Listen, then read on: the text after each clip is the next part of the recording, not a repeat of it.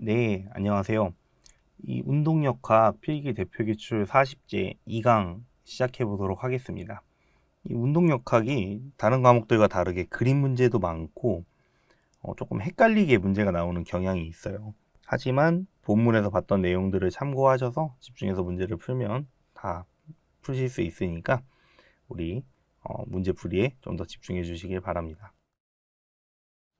먼저 첫 번째 문제는 보기에서 설명하는 운동 법칙에 대해서 알아내는 문제인데요. 이 보기를 보면 물체에 감소하는 힘의 크기가 일정할 때 물체의 질량이 증가하면 가속되는 속도가 감소된다 라고 나와 있어요.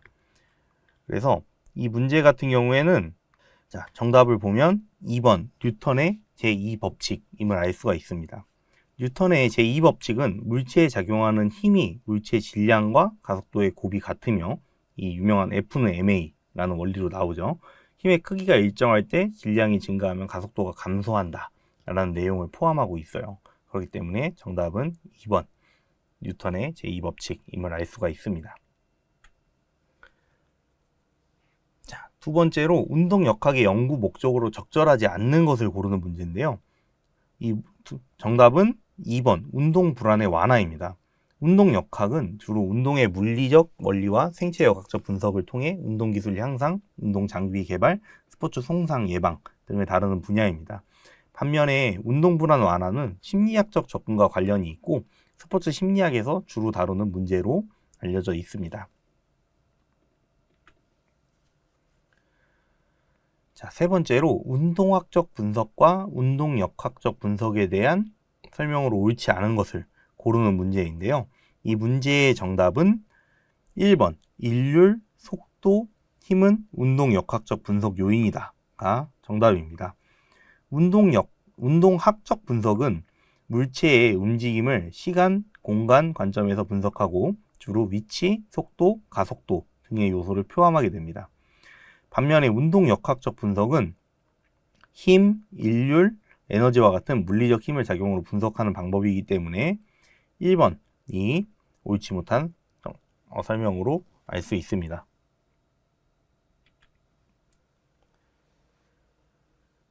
그 다음 문제는 반발 개수에 관한 설명으로 적절하지 않은 것을 고르는 문제인데요. 이 문제의 정답은 4번 공을 떨어뜨린 높이와 공의 지면에서 튀어오른 높이의 차이 값이다가 정답입니다. 이 반발 개수는 공이 떨어진 높이와 튀어오른 높이의 비율로 표현되며 이는 두 물체 간의 충돌 전후의 상대 속도의 비율을 나타내는 값입니다. 따라서 공의 떨어진 높이와 튀어오른 높이의 차이는 반발 개수의 정의와 맞지 않습니다. 나머지 1번, 2번, 3번은 반발 개수의 정의 및 성질을 정확하게 설명하고 있음을 알 수 있습니다.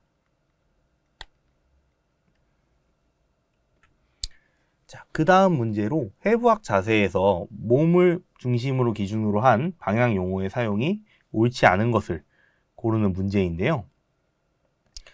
여기서 보면 정답은 1번 복장뼈는 어깨의 가쪽에 있다가 틀린 겁니다. 해부학적 자세에서 몸의 중심을 기준으로 한 방향 용어의 사용법은 이 1번이 틀린 문제인데요. 복장뼈 같은 경우엔 신체의 중앙에 위치해 있고 어깨의 외측보다는 내측에 위치해 있음을 알 수 있습니다. 이 손목 관절 같은 경우엔 당연히 팔꿈치보다 몸의 먼 쪽에 위치해 있고 엉덩이는 무릎보다 몸쪽 위쪽에 위치해 있으니까 그리고 머리는 발보다 위에 있다는 다 옳은 설명으로 나와 있습니다. 이 복장뼈 같은 경우가 이제 그러니까 어깨 안쪽 아니면 내측에 위치해 있다라고 하면은 이것도 맞는 정답이 되겠죠. 그 다음 문제로는 2차원 영상 분석에서 배율법에 관한 설명으로 옳지 않은 것을 고르는 문제입니다. 이 문제의 정답은 3번 체조의 공중회전과 트위스트와 같은 운동 동작을 분석하는 데 주로 활용된다. 정답이 아닌데요. 이 배율법이 체조의 공중회전과 트위스트와 같은 3차원 운동을 분석하기에는 적합한 방법이 아닙니다. 이 배율법 같은 경우엔 주로 2차원적인 운동 분석에 활용이 되고 이런 3차원 운동 분석에서는 다른 분석 방법이 활용됨을 알려드립니다. 다음 문제로 인체에 적용되는 지뢰의 원리에 관한 설명으로 옳지 않은 것을 고르는 문제인데요.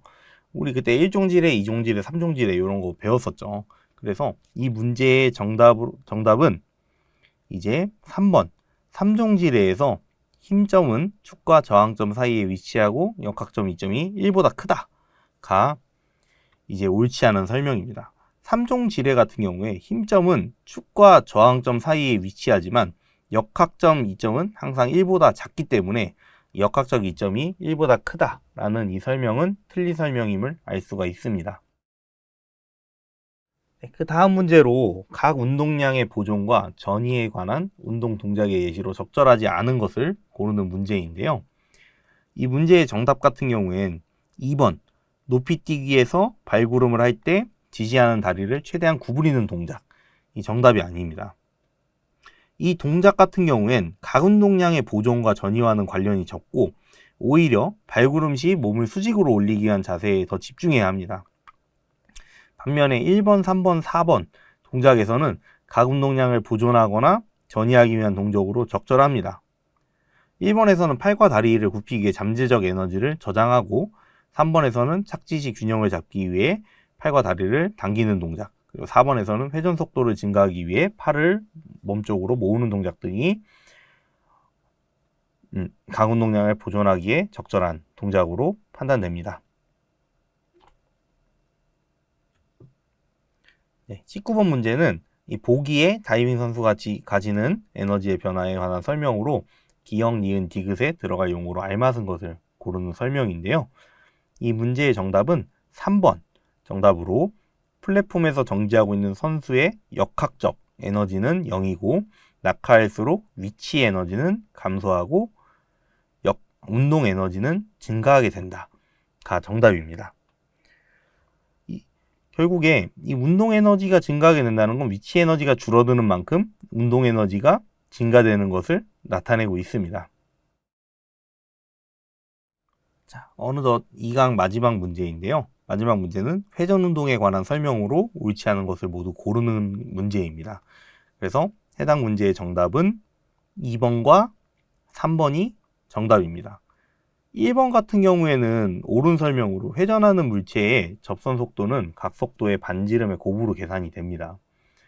그리고 4번 같은 경우도 토크의 정의를 올바르게 설명하고 있으므로 2번과 3번이 이제 틀린 정답으로 되는 거죠.